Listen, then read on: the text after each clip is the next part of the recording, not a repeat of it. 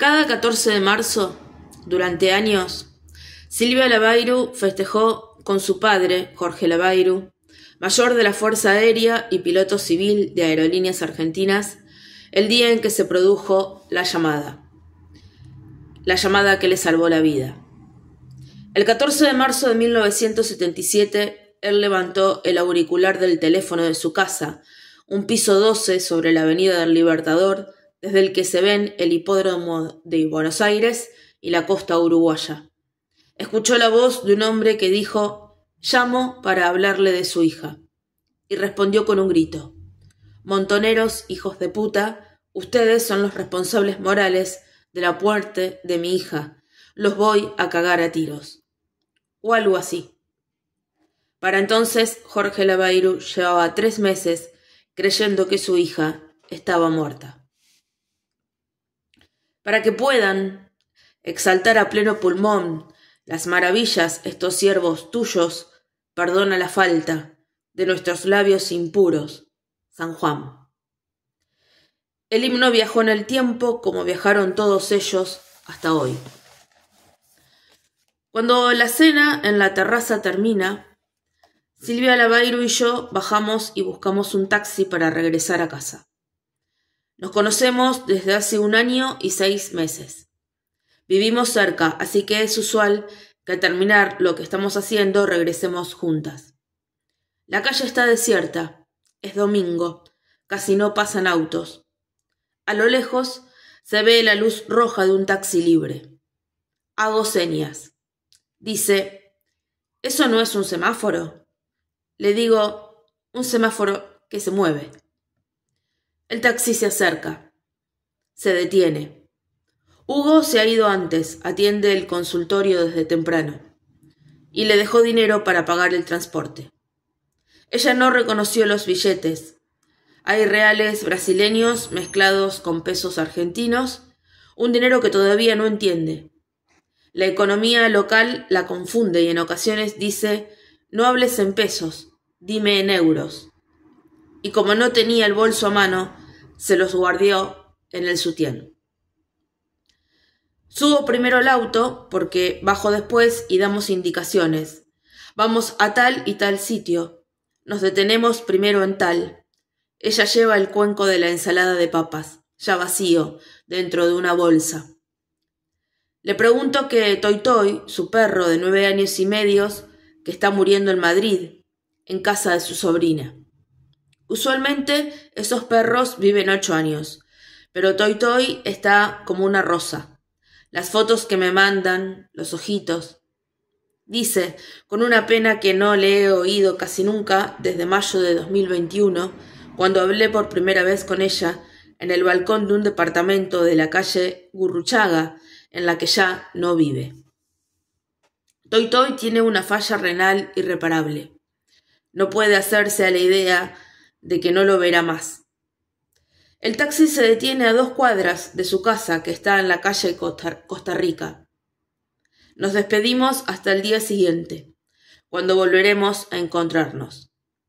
El taxista, un tipo joven, con la cara tatuada, arranca de nuevo y me pregunta: «¿Tu amiga de dónde es?». Le respondo: «Es argentina, pero vive en España desde hace muchos años». No voy a explicarle a un desconocido que ella está desde 2019 en Buenos Aires, con intermitencias, porque se reencontró con el hombre que fue su primer novio importante. Ah, como hablaba raro no sabía. A esta hora anda todo el mundo copeteado, en pedo. Tomo nota de lo que no sabe qué relación me une a la mujer que viajaba conmigo, y aún así me dice que creyó que ella, por su forma de hablar, mezclando el tú con el vos, marcando en ocasiones las es y las zetas, como una española, pero en ocasiones no, estaba borracha. Le respondo con más información que la que he entregado a nadie en estos meses. Es argentina, pero tuvo que exiliarse en España en los años 70. Me dice: en los 70. Pausa. Seguro que el marido era peronista o estaba metido en algo. Siento una hostilidad retorcida. Le digo: ¿por qué el marido? Y aunque sé que tengo que frenar, sigo. Era ella. Era Montonera. Me arrepiento del comienzo de la frase, que parece acusatorio. Ella era. Era ella. Me mira por el espejo y me dice, «Ah, Montonera». Y se queda callado. Entonces, después de unos segundos de silencio, me pregunta si vivo por ahí, si estoy casada, si no me da miedo andar sola de noche, subirme a cualquier taxi. Busco en el bolso las llaves de casa, las empuño como me indicó mi padre, una asomando entre los dedos, directo al ojo en caso de agresión. Me digo que soy idiota. Jamás podría hacer eso, y si lo hiciera, me rompería la mano. Pienso en ella ahora, caminando hacia su casa, el dinero metido en el sutién, flotante y rápida, en su vestido azul volado, llevando el cuenco de la ensalada de papas. Me doy cuenta de que dije la palabra Montonera con altanería, como si quisiera golpear al tipo con un secreto del que soy poseedora. «¿Cómo te llamás?», pregunta. Lo miro por el espejo. No le contesto. Pienso en lo que me ha dicho ella tantas veces. Cuando cuenta su historia, apenas el bosquejo, secuestrada 1 año y medio en un centro clandestino, parto sobre una mesa. La persona a quien se la cuenta empieza a narrar su propia experiencia de peligro menor. El día en que, por una infracción, terminó en una comisaría, el día en que, durante una marcha por reclamos salariales, resultó perseguida 1 par de cuadras por las fuerzas del orden. Cuento mi historia y dicen, «Ah, qué difícil debe haber sido, porque a mí también me pasó, bla, bla». Y yo me quedo escuchando su traumática experiencia del día en que los persiguió un policía con una cachiporra. La necesidad de inventarse un poco de heroísmo para competir, o el regodeo en el drama propio para no escuchar el drama ajeno, que fue alto, que fue mucho. El taxista, por supuesto, me deja en la puerta de mi casa y se va. Yo de política argentina no quiero opinar porque a la política argentina no la entiendo. Es lo primero que dice el 4 de mayo de 2021 a las 2:30 de la tarde en el balcón de un departamento del piso 15 sobre la calle Gurruchaga, barrio de Palermo. El sitio es alquilado y vive allí desde 2019 con Hugo Dovskin, que tiene su consultorio 5 pisos más arriba. Llegó a Buenos Aires el 7 de junio de ese año, siguiendo la invitación que él le hizo, quedarse 8 días juntos, sin atenuantes, en esta casa. Y ya no se fue, aunque regrese a España de manera regular. Estoy allí porque Dani Yaco la llamó. Le dijo que yo estaba interesada en su historia, y ella respondió de inmediato, que me llame. Convinimos este encuentro solo para conocernos, pero en esa primera conversación informal se establecen las condiciones de trabajo.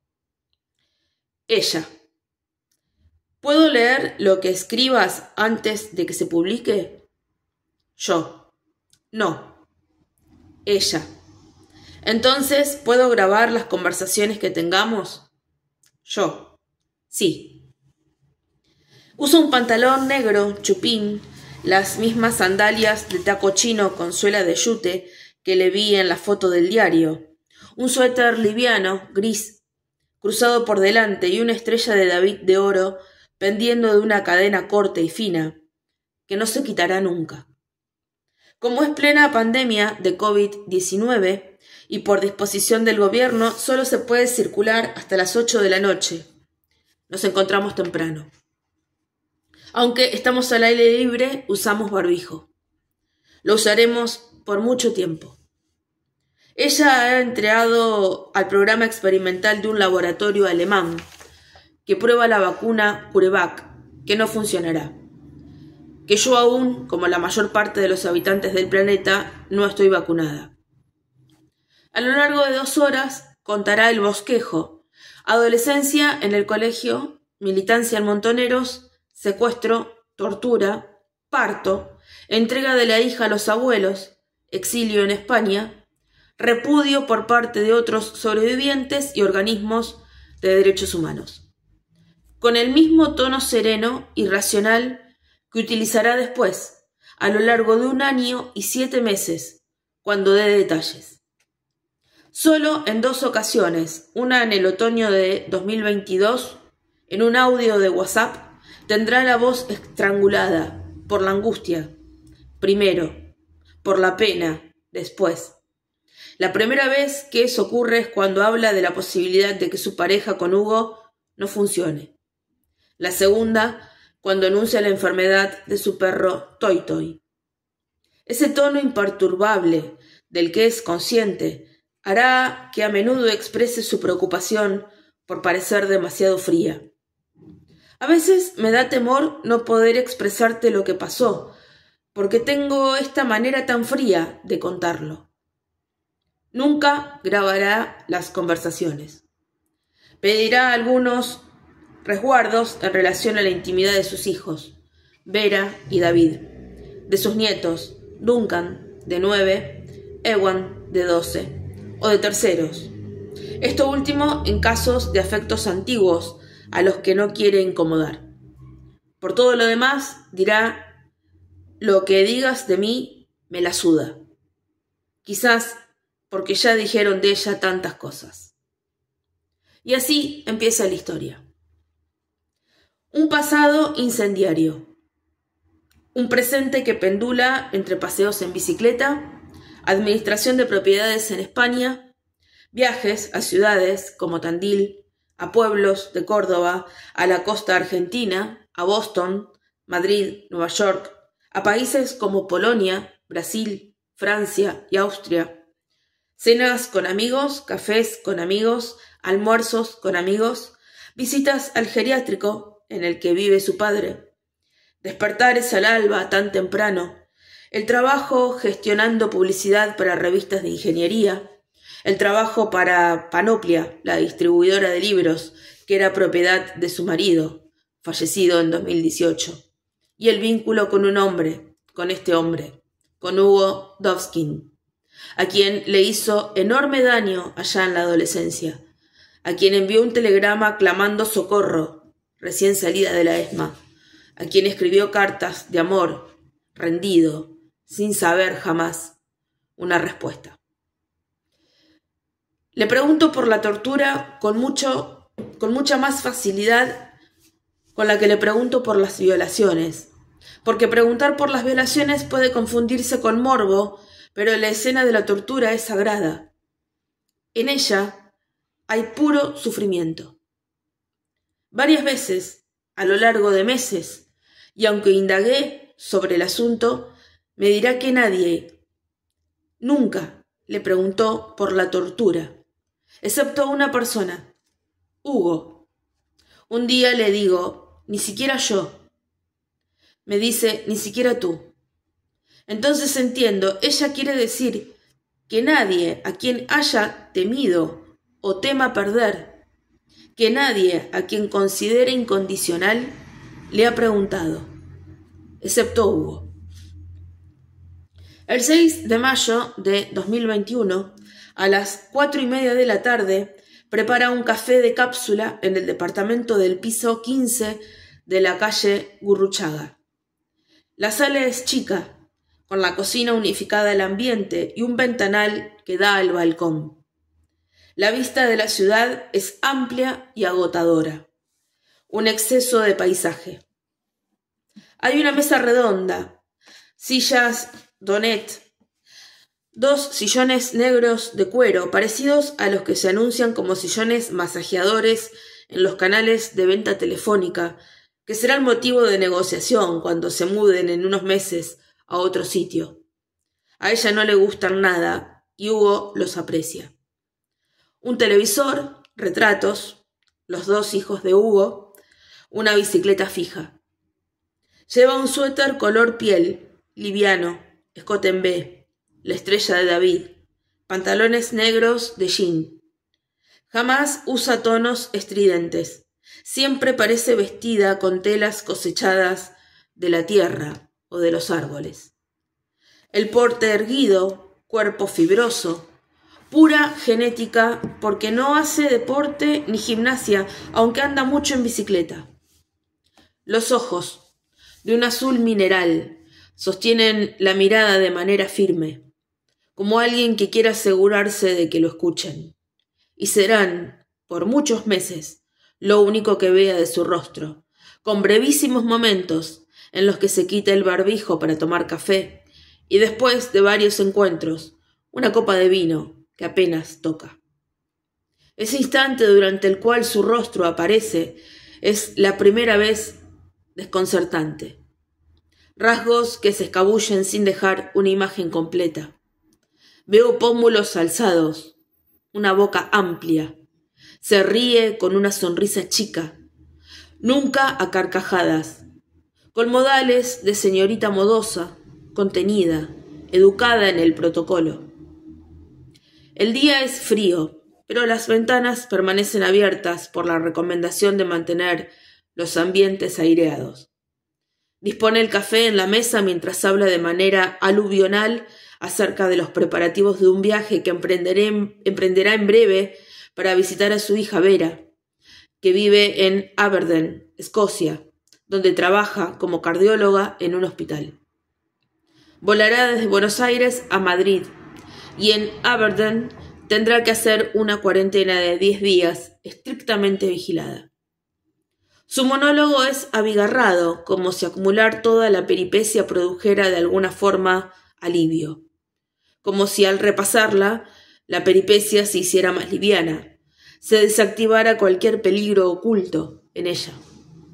Por momentos, para acentuar la dificultad, declaraciones juradas, pruebas de PCR, traslados, cuarentenas, abre mucho los ojos y exhala una especie de bufido de hartazgo con el que resta importancia al asunto. Esos resúmenes de dificultades prácticas con foco en los viajes, los abogados, sus casas y locales en España, las vacunas, se repetirán al comienzo de cada encuentro, y de muchos audios de WhatsApp. Hay un gato pequeño que adoptaron hace poco. Ahora se llama Monkey, pero después mutará a Vlado por Vladimir. Yo no voy a acostumbrarme y seguiré llamándole Monkey. Es cachorro, juguetón. Se trepa a la palmera de interior que hay en una esquina, a los sillones negros, a la bicicleta fija. Salta de allí a las sillas, de allí a las faldas, se acurruca, un mono. Hugo Domsky alquila este lugar desde hace mucho, pero no pueden quedarse más allá de fin de año. Los propietarios necesitan el departamento y aunque ella subraya el incordio que supone mudarse, Hugo tiene la consulta en este mismo edificio, en el piso 20, y entonces puede bajar, comer algo, dormir una pequeña siesta. En cierto punto le ilusiona conseguir lo que nunca tuvo, una casa con jardín propio. Siente una devoción campesina por las plantas y un cariño compasivo por los animales. Cuando contempla a los suyos, lo hace en silencio, la cabeza ladeada y expresión de ternura, como si quisiera evitarles todo mal. Es dueña de un departamento en el distrito de Hortaleza, Madrid, de algunos pisos y locales que mantiene alquilados en diversas ciudades de España, de una pequeña finca en Toledo y de otra en Balsaín, a 74 kilómetros de la capital española. Pasa el mes de agosto con amigos, con su hijo, con amigos de su hijo, en una casa que alquila desde hace décadas en Vilasindre, pedanía de Cangas de Foz, Lugo, Galicia. En Balsaín, el paisaje del alma, y Vilasindre, caminando por el campo o a la vera del mar, plantando árboles o leyendo tumbadas sobre el césped, alcanza un estado que se parece a la plenitud. Esta primera conversación dura 2 horas. Es corta, comparada con otras de 4 o 5 que se producirán más adelante. Funciona como un repaso general y ya refleja un método. Da nombres precisos, genealogías completas, contexto, asumiendo que quien la escucha no sabe nada. Corrección, no tiene por qué saber. De los años 70, de agrupaciones de izquierda, de jefes montoneros, del funcionamiento de las estructuras clandestinas, del modo de operar de los militares. No lo hace por condescendencia. Se unen en esa forma de transmisión varias cosas. El registro lúcido de que han pasado varios años. El hecho de que es una retornada intermitente a un país en el que no vivió durante más de 4 décadas y sabe que hay un puente temporal interrumpido. Conversaciones truncas que no pueden retomarse así como así. Pero sobre todo, una resistencia cerril a que su relato quede cercado por conceptos y términos que muchos de quienes pasaron por cosas parecidas utilizan de modo natural. Una suerte de manifiesto que reivindica un lugar de pertenencia construido por palabras como caer, engrillado, la horda, por secuestrado, llevar grilletes, la forma en que se designa al partido montonero. Todavía no conozco a las personas que intervienen en su historia, de manera que se refiere a ellas con expresiones de carácter informativo. Mi marido en ese momento, el padre de Vera, o Vera tuvo otra hermana, por parte de padre, que es una actriz muy conocida en España. O tuve una relación con un argentino bastante mayor que yo, que me protegió y me prohijó ante el exilio argentino en España, que era muy hostil, o el papá de David. Todos ellos pronto tendrán nombre. Alberto Leni, Bárbara Leni, Osvaldo el Negro Natucci, Jesús Miranda. Ese día terminamos a las 7:15. No se puede estar en la calle después de las 8, por disposición del gobierno. Cuando le digo que me voy, no parece cansada. Está dispuesta a responder cualquier pregunta y hablar de cualquier tema. El tipo me compró un diafragma y me lo hacía poner para no tener que ponerse condón. Pero en algunas zonas el relato es un silogismo armado con las mismas piezas que llevan a las mismas otras. Series, agrupaciones temáticas que se repiten en muchos encuentros. La serie Torturas, por ejemplo, está hilada sobre estos ejes. La tortura se resiste hablando. El cuerpo se te arquea por completo. No puedo escuchar Si Adelita se fuera con otra, cantada por Nat King Cole, porque la ponían para tapar los alaridos. La serie Mis padres, por ejemplo, está hilada sobre estos ejes. Mi padre era muy infiel, mi madre se quiso suicidar y mi padre la dejó. Fueron muy cariñosos, cuando salí de la ESMA se ocuparon mucho de mí.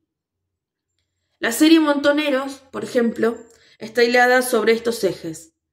Porque no me fui, menos mal que no ganamos, la dirigencia de Montoneros no se ocupó de los militantes, yo llevaba un arma, pero nunca me enseñaron cómo usarla. La serie Amamantamiento, por ejemplo, está hilada sobre estos ejes. Me dañaron los pezones en la tertura. Cuando nació Vera tuve mastitis porque no me dejaron amamantarla. 18 años después no pude amamantar a David. Al leer sus testimonios ante la justicia, articulados, altivos, irónicos, inteligentes, seguros, enfocados, construidos con un léxico que proviene de una vida entera de lecturas que incluyen la ficción, la poesía, el psicoanálisis, el ensayo. Compruebo, con resquemor, que me dice lo mismo y de la misma forma que ha dicho ante fiscales, abogados y jueces. Casi siempre opto, esa es la palabra, por ver el relato idéntico y las reiteraciones como una desmemoria. Son muchas entrevistas, no puede recordar lo que ya contó, aunque a menudo nos vemos 2 o más veces a la semana y vuelve a decirme lo que ya me dijo el día anterior. Y un reaseguro. Suyo, Quiero estar segura de que lo entendiste. Y mío, si me lo cuenta reiteradamente de la misma manera, es que al menos para ella ha sido así. A lo largo del año y 7 meses en que golpeo a su puerta, sé que en ocasiones voy a escucharla decir lo mismo. Pero sé también que en medio de ese aluvión un poco rígido en algún momento una espiral genuina asciende, una columna de luz, y entonces ella entra en torrente y me habla de aquel mastín napolitano que pudo matarla, de aquellas mañanas en que llevaba a Vera al colegio con la ventanilla baja, y Angie, a todo volumen, en el estéreo de un BMW color verde manzana, de su terror a que todo esto acabe demasiado rápido, ahora que al fin empezó. Todo lo que pido es tiempo, tiempo. Esta parte quizás puede saltearse, o a lo mejor es fundamental.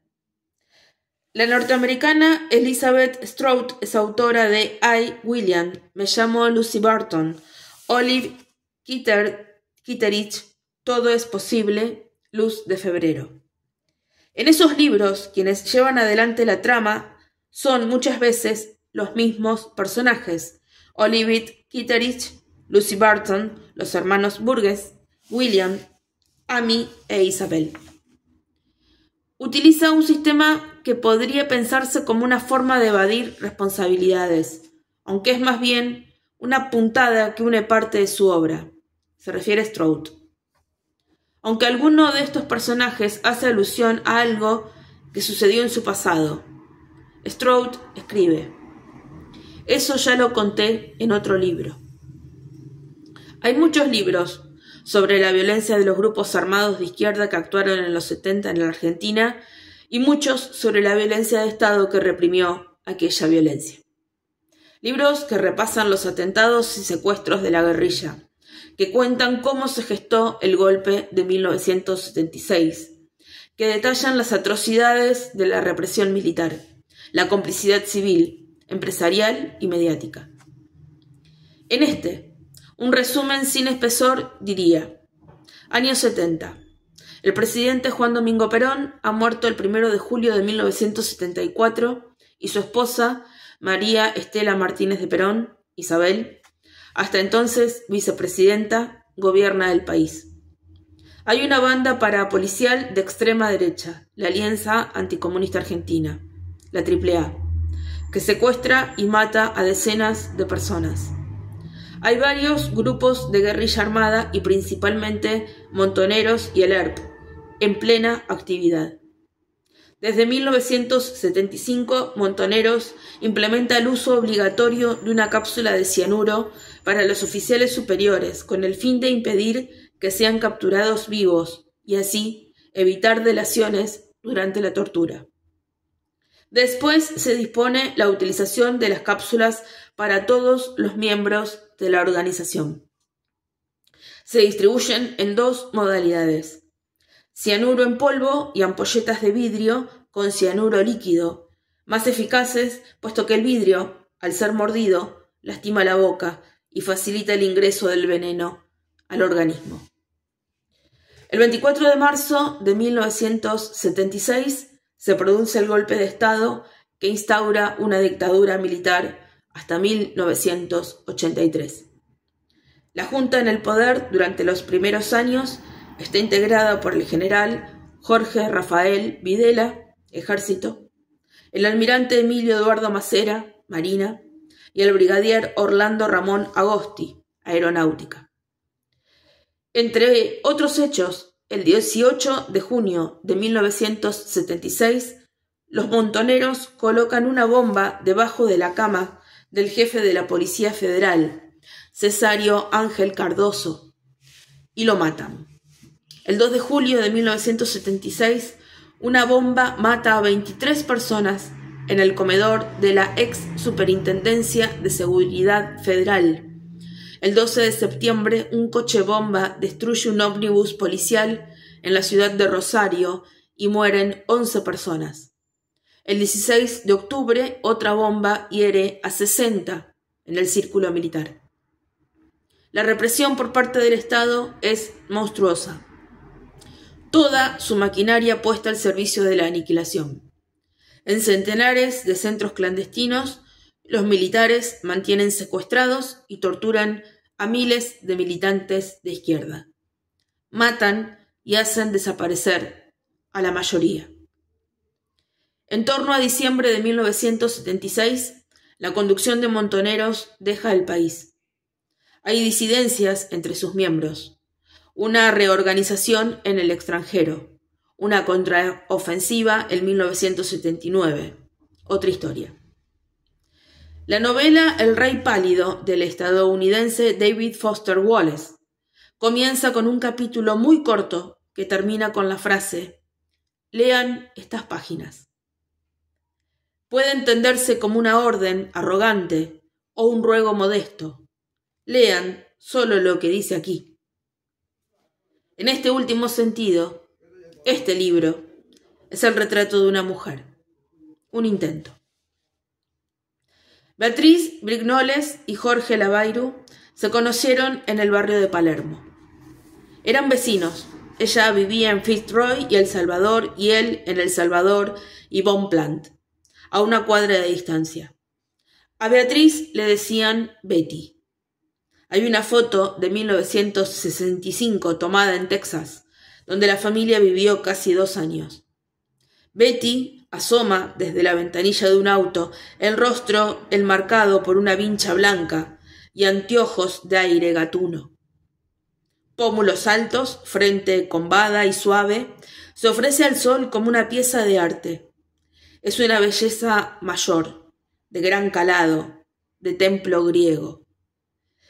En otra foto de 1966, tomada en la ciudad cordobesa de Carlos Paz, se la ve en el piso con las piernas recogidas junto a su hija y su marido, que están en un sofá. La hija parece incómoda, un poco tiesa, cubierta por un atuendo monacal, blusa blanca, falda larga gris, pero Betty, vestido blanco, un collar de perlas de 2 vueltas, pelo rubísimo ajustado en la nuca, la piel lustrosa envolviéndola como la vaina de un fruto, es un rayo dorado. Mira a su hija con vitalidad estruendosa, como si le estuviera inyectando con una sustancia descomunal, o como si quisiera arrancarle algo con sus ojos azules, de fiera exquisita. Hay otra foto tomada muchos años más tarde en la que abraza a un gato siamés. Lleva el pelo inflamado por el spray y no ha perdido nada de gracia. Aunque de grande dejó de fumar y aumentó mucho de peso, en aquella juventud y en la primera vida adulta no era una mujer, era un acontecimiento. Mi madre era bellísima. De pequeña era horrible ir con ella por la calle, porque en otros tiempos en Buenos Aires, si eras una chica guapa y pasabas por las obras en construcción, te gritaban unos epítetos: «Te voy a coger». Era brutal. Y mi madre era una mujer extraordinariamente llamativa. ¿Te daba vergüenza? Sí, dice con media sonrisa, como si le diera vergüenza hoy, ahora. Coloca las piernas flexionadas sobre una silla, las baja, las vuelve a subir. Son gestos suaves, no de inquietud o impaciencia. Puede hablar durante horas sin tomar ni comer nada, con una mano sobre la mesa, la otra arrebujada entre las piernas. ¿Y a tu madre? Le gustaba. Era una mujer muy despampanante. Ella y mi padre tuvieron una relación muy conflictiva. Mi padre era súper infiel. Jorge Lavayru había hecho la carrera de piloto en la Fuerza Aérea. Pero dice ella que porque era ateo, como su esposa, y le exigían hacer retiros espirituales para ascender, cosa a la que se negaba, se dedicó a la aviación civil en Aerolíneas Argentinas y poco antes de jubilarse en Philippine Airlines, lo que lo mantenía mucho tiempo lejos de Buenos Aires, volando hacia destinos como Hawái, Madrid, Nueva York, Los Ángeles. Era alto, apuesto, con ojos celestes, menos imponentes que los de su esposa y que los de su hija, una sofisticada gama de azules, contorneada por un anillo más oscuro que recuerda a esos accidentes geográficos que acontecen en mitad del Caribe, donde un trozo de mar se recorta del resto imponiendo un agua de otra especie. Y enorme éxito con las mujeres. Ya mayor le hicieron un trasplante de córnea y el cirujano le encomendó que se quedara quieto y pensara en algo entretenido. Él decidió llevar la contabilidad de todas las mujeres con las que se había acostado. Al terminar, había llegado a 200. Fue un hombre con un exitazo con las mujeres. El leitmotiv de su vida han sido las mujeres. Esa lubricidad en desborde enloquecía a Betty, que empezó a ejercer maniobras de control y venganza. Contrató a un detective para espiarlo y también ella empezó a acumular amantes. El detective Margallón, para mí, era como un tipo de la familia. Venía a casa, iba a las estafetas de correo a investigar la correspondencia. Mi madre empezó a competir con mi padre, a ver quién tenía más amantes. Y yo en medio. Ella en medio. Escuchando las discusiones de los adultos y sobre todo las confidencias de su madre, que le narraba relaciones paralelas, que tal eran este tipo y aquel otro, con gran detalle. Betty tuvo un affair con el padre de quien era novio de su hija en la adolescencia. Novio es decir mucho. Poco después lo dejó porque ese hombre era demasiado para mí. Como daba esa información en exceso, Silvia Lavairu, que al igual que su novio estaba ofuscada por eso de tener un suegro padrastro, prefirió no preguntar qué significaba «era demasiado», para eludir una descripción de contenido sexual. Era una mujer muy inteligente, pero tenía su inteligencia puesta en perseguir a mi padre. Me hacía revisarle la billetera a ver si encontraba pistas de que hubiera estado con otras mujeres. Tenía por norma comprar varios anillos de casamiento, porque cuando se enojaba con mi padre tiraba el anillo por el váter. Se volvían a arreglar y entonces tenía otro. Se llevaban muy bien cuando estaban bien. Eran una pareja muy bonita.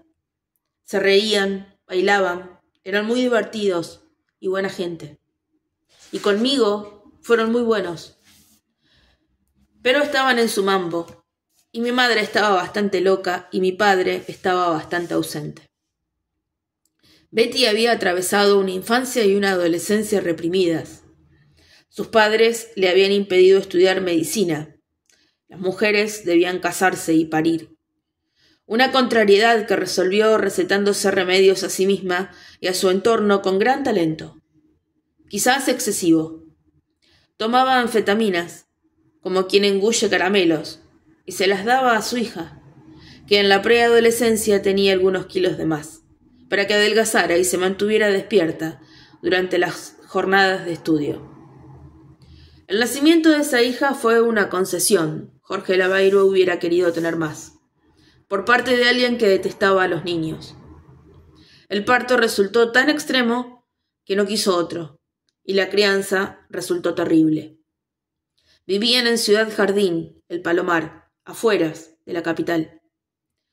Hasta allí no llegaban abuelos o tíos que pudieran darle una mano. Jorge Lavairu viajaba mucho.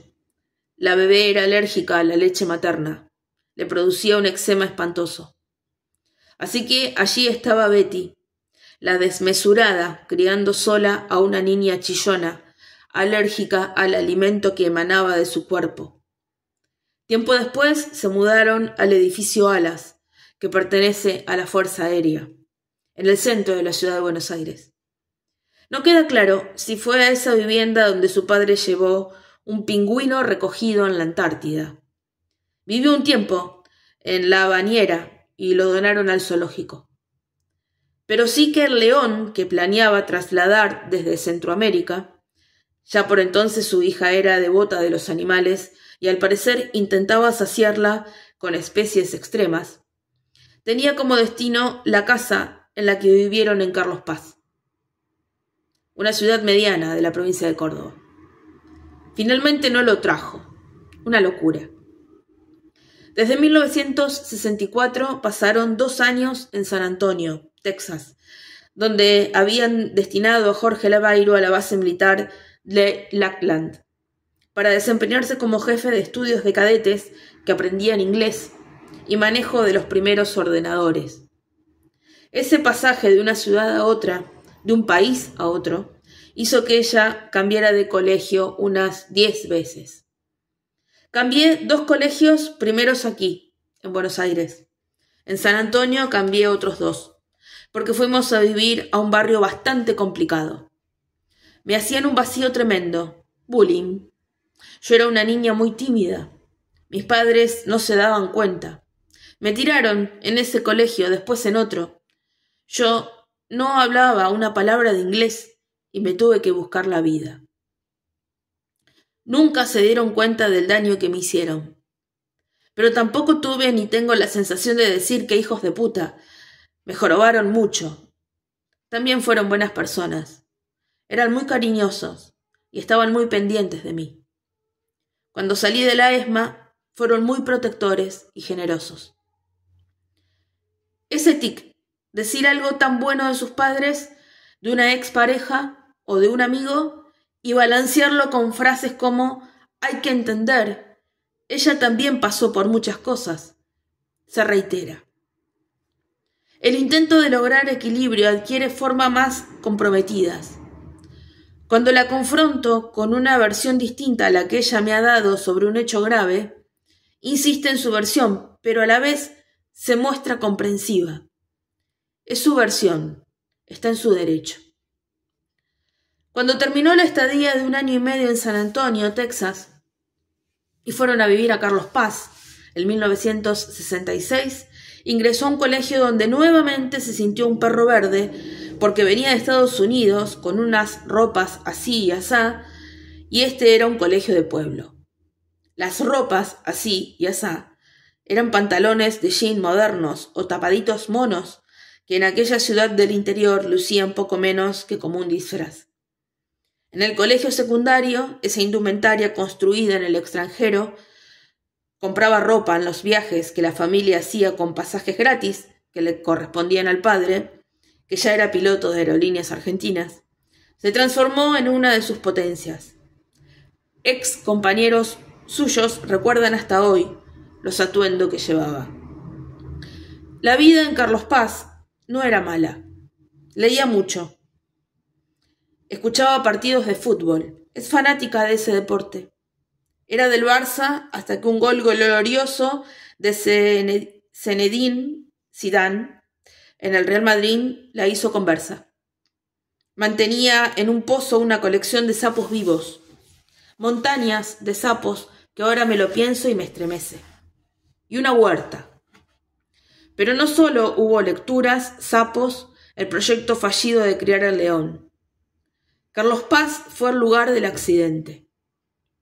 Mi madre supuestamente iba a buscar a mi padre, que llegaba en un vuelo a la ciudad de Córdoba, y tuvo un accidente en la carretera. Conducía ella. El coche volcó. Mi padre iba por esa misma carretera en autobús desde Córdoba hacia Carlos Paz, y el autobús se detuvo porque había un accidente. Y vio el coche. Lo reconoció. Cuando bajó, los policías le dijeron: «Es que murió una niña». Pensó que era yo, pero era mi madre. No murió, pero estuvo a punto de morir. Se rompió tropecientos mil huesos. Estuvo 1 mes en terapia intensiva. Después de eso, la pareja empezó a ir mal porque mi padre sospechaba que ella en realidad iba a tener sexo con un amigo de él, en Córdoba. Estaba con ese tipo en el coche y el tipo murió en el accidente. Ese no fue el final del matrimonio, pero marcó un punto de inflexión, a tal punto que hoy, a los 92 años, y con problemas de memoria, Jorge Lavairo habla con insistencia del accidente sin el menor registro de que Betty está muerta, de que se separaron, de que se llevaban mal. Me hubiera encantado tener un hermano. A mi padre le hubiera gustado tener más hijos, pero mi madre no quiso. Se hizo muchos abortos. Y me comunicaba que iba a abortar. ¿Cuántos años tenías cuando pasaba eso? No sé, unos 8, 9. Con el correr de los meses, cuando hablemos de sus experiencias dentro de una jaula alimentando a un perro asesino, de la forma en que usaba puntería fina para arrojar bombas Molotov dentro de las concesionarias de autos, de la intrepidez con que escalaba los monumentos de las plazas para colgarles un cartel en el que se leía «Viva Perón», de supervivencia dentro del centro clandestino. Me voy a preguntar si no existe una conexión entre todo eso y aquella supervivencia mayúscula. Que su madre decidiera no abortar, que dijera «a vos te elijo», que Betty obedeciera a la supremacía del embrión. Después del accidente se mudaron a Buenos Aires, a un departamento sobre la calle Jorge Newbery en su intersección con Soldado de la Independencia.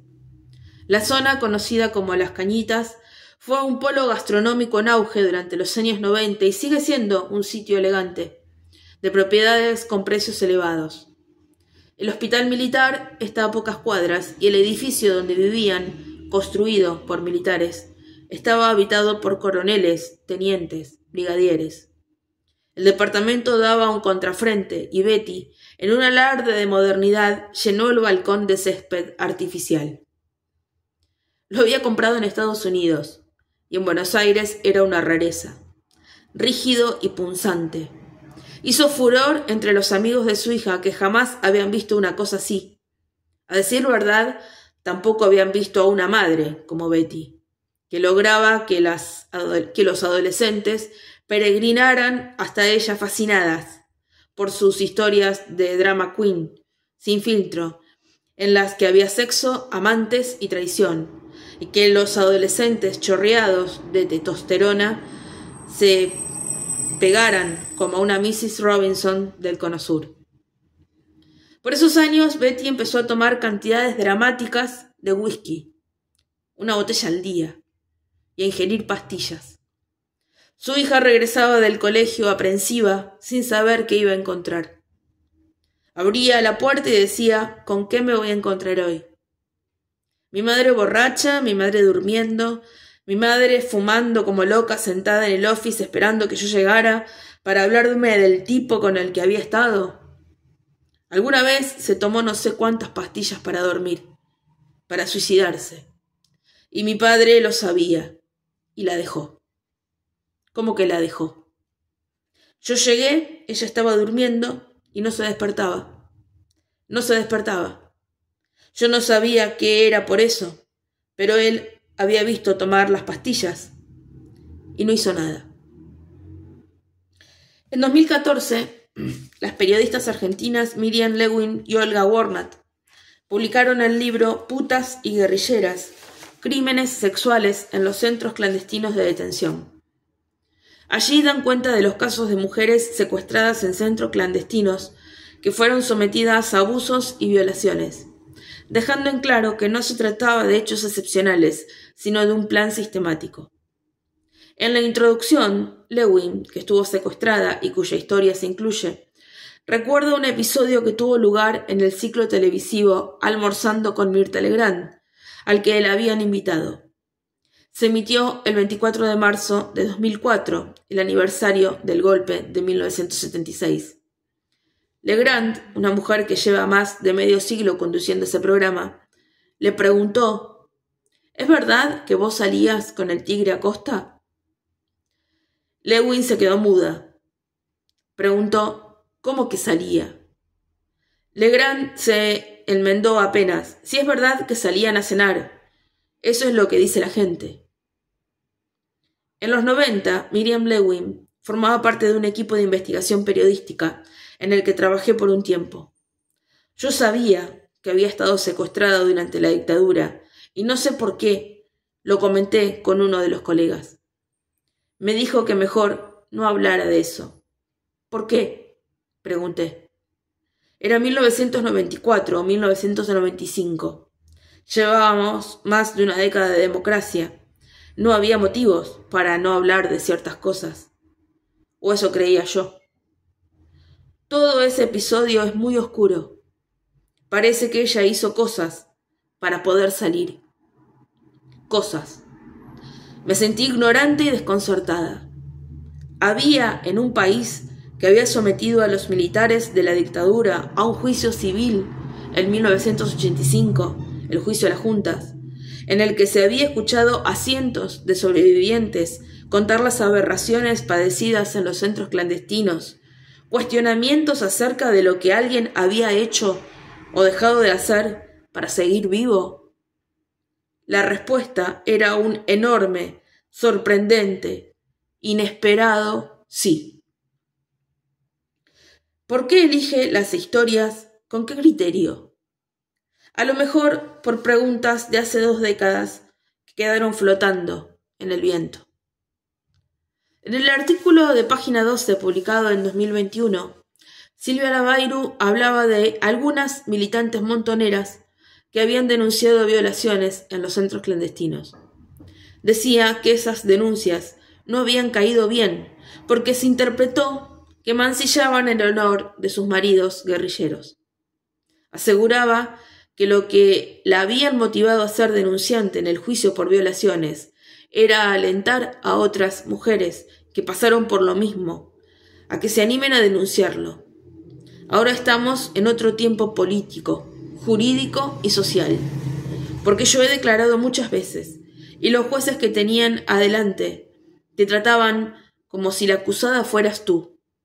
Estas violaciones, en su mayoría, no ocurrían al uso clásico, con violencia física, ni te apuntaban con una pistola en la cabeza. El hecho de que no te torturaran en la violación no quita que fueran violaciones, porque te están obligando a hacer algo bajo secuestro y bajo amenaza de muerte. Eso no tiene otro nombre que violación, pero ha sido difícil de entender, incluso para las propias secuestradas. La periodista le preguntó por su opinión sobre la lucha armada. Soy muy crítica de la conducción montonera, de cómo se nos expuso, cómo no se nos cuidó. Todo lo que se ha hecho en relación a memoria, verdad y justicia es fundamental, pero eso no me impide tener una visión crítica de lo que fue esa organización y de lo poco que esas muertes consiguieron en relación al extraordinario coste. ¿Cómo fue su exilio en España? Cuando llegué a España, había mucha gente que no me quería escuchar, que me condenaba, porque habíamos sobrevivido, teníamos que ser traidoras. ¿Qué habíamos hecho para sobrevivir? Me cerraban las puertas de bares, me impedían la entrada a reuniones de exiliados. Hay muchos comentarios al pie de esa nota. Estos son algunos. Indignante leer cómo sus mismos compañeros de movimiento la juzgaron y cargaron con el estigma de la traidora. Difícil digerir ciertos comportamientos de algunos de los secuestradores. Recuerdo a los asesinados en la calle o secuestrados porque alguien desde un auto los reconocía. No sé, queda un gusto rancio, pampas de azul. ¿Y qué otra cosa podía haber hecho? ¿Aceptar que la mataran? Qué fácil es juzgar desde afuera. No tenía muchas opciones. Los que pudieron zafar y se dieron el lujo de hacerle el vacío y juzgarla pertenecen a esa clase de porquería. El instinto por vivir dignamente es una cosa, pero vivir sin dignidad es otra. Muchos compañeros dieron la vida y hasta ingirieron cianuro cuando se vieron acosados. Muchos, la mayoría, nunca colaboraron. Una cosa es quebrarse por la tortura y otra es colaborar. Las compañeras en el exilio que la rechazaron se enfrentaron al enemigo y combatieron. Como decía el Che, mejor morir de pie a vivir de rodillas. Su nuevo colegio primario, Granaderos de San Martín, quedaba a pocas cuadras del departamento de la calle Jorge Newbery. Estaba más adaptada al entorno, pero no tenía buen rendimiento en matemáticas y sus padres la enviaron a tomar clases particulares. La profesora también preparaba alumnos para el ingreso al temible Colegio Nacional, y ella compartía el horario con 2 chicos que estudiaban para ese examen. Uno era Martín Caparrós, Mopi, y el otro Diego Vigongiari. Mopi era un año menor que Diego y que yo, y ellos rivalizaban como locos porque quién resolvía primero tal ecuación o tal problema. Cuando faltaban 10 días para la fecha del examen, la maestra le preguntó: ¿a qué colegio secundario vas a ir? Yo siempre había ido a colegios públicos, y mis padres me habían ofrecido que el secundario lo hiciera donde quisiera. Colegios privados, el Washington, no sé qué, el Collin, no sé qué. Yo iba a verlos, y no me hallaba, así que les dije no sé. La maestra sugirió: ¿por qué no intentas dar el examen en el colegio? Ella dijo bueno. La suerte quedó sellada. Estaba por producirse el cortocircuito, la alteración. Viajaba a menudo a Europa, compraba Levi's de moda y los últimos discos de los Rolling Stones en Estados Unidos. Era hija de un militar, nieta de militares, prima de militares. Los generales Cecilio y Bernardino Lavairu, primos de su padre, estaban en el ejército. El primo de su padre, Antonio Manfrino, en la marina. Su abuelo y su tío abuelo, Antonio Lavairu y Saturnino Lavairu, eran suboficiales mayores de esa fuerza. Era sionista. En su casa había gran admiración por la cultura judía, aunque los sionistas eran medio de derechas, y admiraba a John Fitzgerald Kennedy. Con esas características se dispuso a ingresar a un colegio atravesado por ideas de izquierda, con organizaciones estudiantiles aguerridas para las cuales el imperio y todas sus estrellas eran la anatema. Desde 1966, cuando se produjo un golpe de Estado, hubo muchos, que derrocó al presidente democrático Arturo Illia, y hasta 1970, la Argentina estuvo bajo el mando de una dictadura encabezada por el teniente general Juan Carlos Onganía. Silvia Lavairu ingresó al Colegio Nacional de Buenos Aires en 1969. Fui a dar el examen de ingreso y me acojoné un montón. Todo el mundo súper asustado, ese colegio inmenso. Increíblemente, aprobé, y con bastante buena nota. Menciono las cosas que le dan orgullo, diversas. Que su hijo David cante como tenor en una apuesta de Carmina Burana el 29 de diciembre de 2022 en el Auditorio Nacional de Madrid, pero también haber sacado el puntaje más alto en un test con el que un psiquiatra evaluó el estado de recuperación de prisioneros en la ESMA. Su amiga Lidia Vieira, que también estaba detenida y tenía su misma edad, eran las dos secuestradas más jóvenes. Sacó el puntaje más bajo por reivindicar tosudamente su militancia montonera. Todavía se ríen de eso, con una coquetería modesta que, lejos de quitarle méritos, se los agrega. Qué raro. No sé cómo pasó eso tan genial. El 30 de marzo de 1969, apenas comenzadas las clases, los sindicatos de la ciudad de Córdoba iniciaron una huelga de 36 horas en protesta contra el régimen de Juan Carlos Onganía. A los obreros, que fueron brutalmente reprimidos, se sumaron estudiantes de todo el país que reclamaban por las intervenciones del gobierno de facto a las universidades. Los del Colegio Nacional Buenos Aires, altamente politizados, se unieron, excepto Silvia Lavairu y 4 o 5 de sus amigos sionistas que insistieron en ir a clases. ¿Para qué? Entré en una situación muy delicada porque la mayoría de los demás hicieron huelga. Al poco tiempo me agarró una amiga de la división, que sigue siendo amiga mía, Irene Scheinberg. Íbamos juntas al colegio en el colectivo y me empezó a hablar y a hablar. Se decía melonear, convencerte. Me convenció y me metí en el PC. en la FEDE, la Federación Juvenil Comunista. Me empecé a relacionar con la militancia y toda esa vida que fue súper apasionante. Me alegro increíblemente de haber tomado la decisión de ir al colegio porque Monkey salta sobre las sillas, sobre los sillones, sobre la bicicleta. La ciudad destella como una joya infectada bajo el sol del otoño, ralentizada por la pandemia. Ella cuenta con brillo eléctrico, quizás por única vez con entusiasmo aquellos años. La militancia, los hijos de Gustock, el Che, el Mayo francés, la utopía, el hombre nuevo.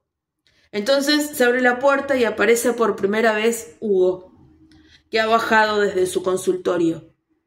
Usa un barbijo N95. No dice nada.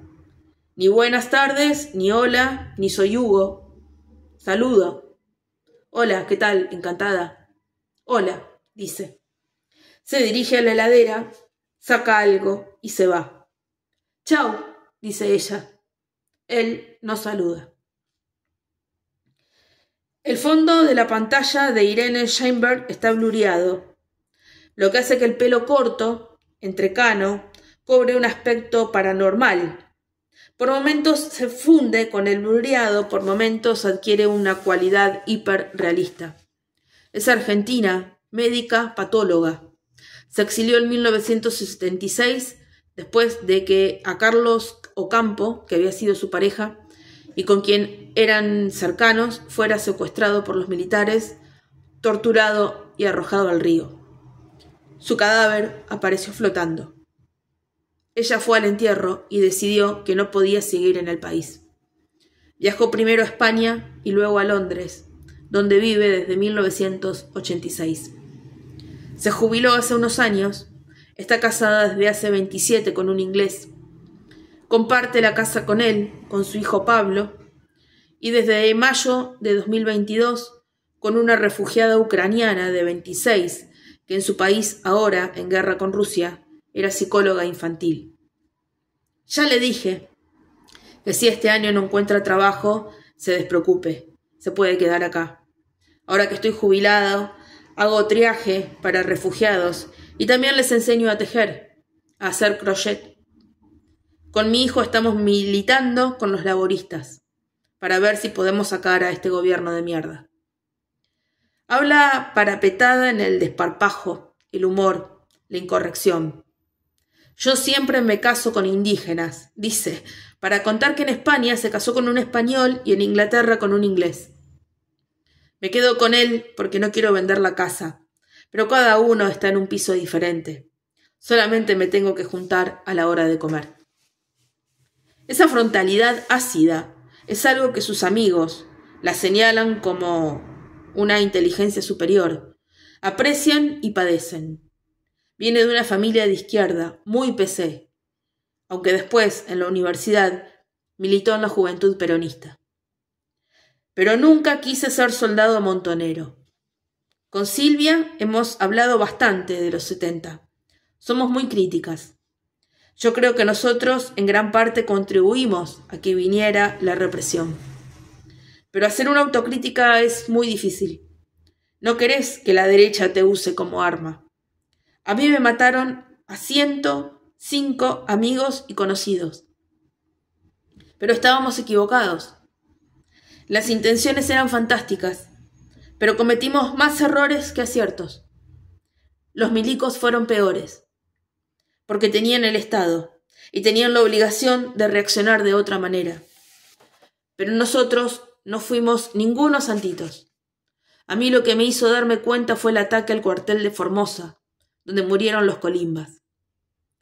El ataque al regimiento de infantería de Monte 29, en Formosa, por parte de montoneros, sucedió el 5 de octubre de 1975, durante el gobierno constitucional de María Estela Martínez de Perón. Murieron 12 integrantes del ejército, la mayoría de ellos colimbas, soldados que estaban haciendo el servicio militar obligatorio, y 9 integrantes del ejército montonero. Eso estuvo mal. Eso no se debió hacer. Irene conocía a Alba Corral, una chica imponente, una vestal cárnica desde la escuela primaria. Alba, a su vez, se había hecho muy amiga de Silvia Lavairo en el colegio, y así se armó ese trío. Cada día Irene tomaba el colectivo 29, que la llevaba hasta Plaza Italia, desde donde seguía en subterráneo. Como Silvia Lavairo vivía muy cerca, empezaron a hacer el viaje juntas. Y ahí, en el colectivo, decidí melonearla, convencerla. Así fue que Silvia se metió a militar en la FEDE, la Federación Juvenil Comunista, donde yo nunca entré porque tenía mis dudas. Ella había vivido en Estados Unidos, era pro-yanqui, no tenía un concepto de lo que podía ser el imperialismo, pero cambió de idea bastante rápido porque entramos al colegio en 1969 y en 1970 ya estaba militando.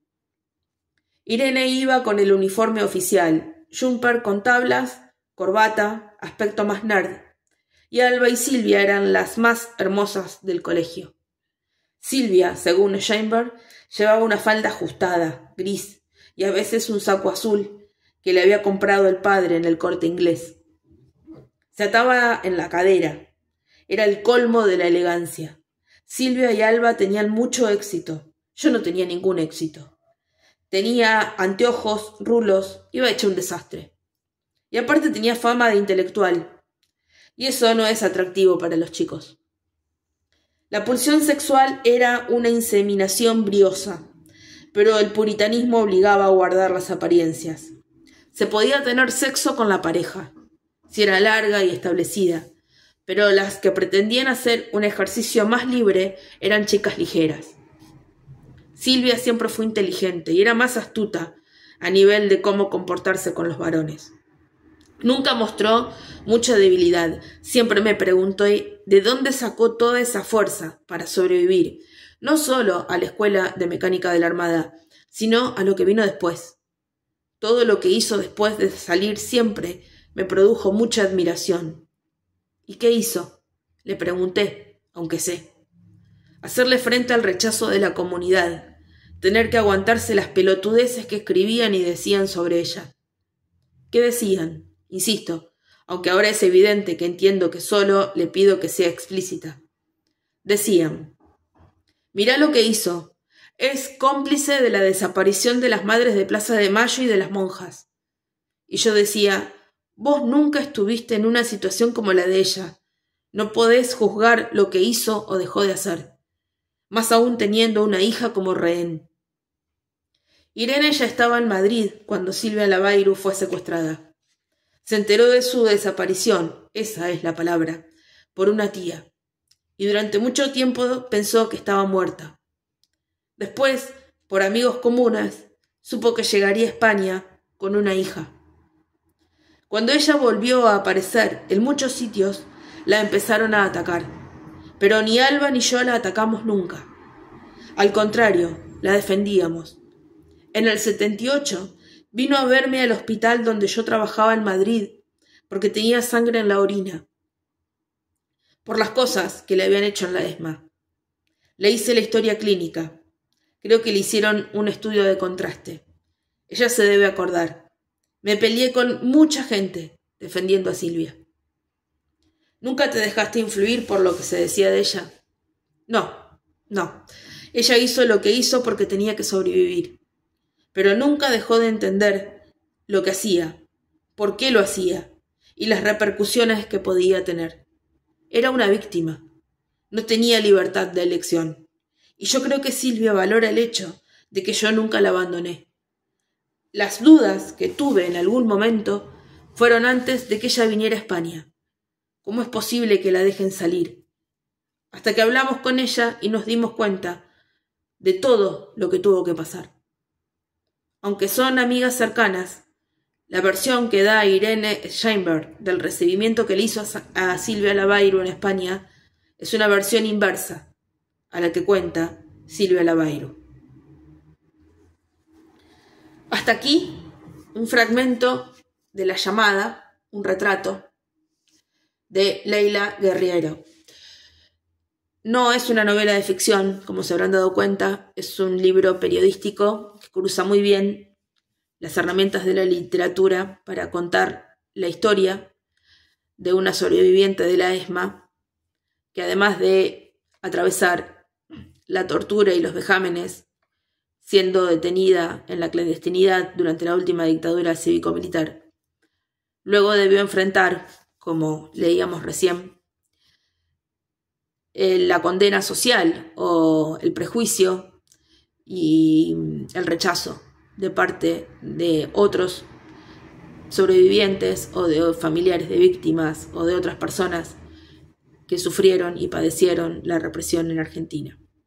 Es un libro necesario, es una historia importante, además es muy interesante. Y además, como si fuese poco, está muy bien narrada en esta obra que logró armar Leila Guerriero. Gracias por estar ahí y por compartir lecturas. Nos vemos.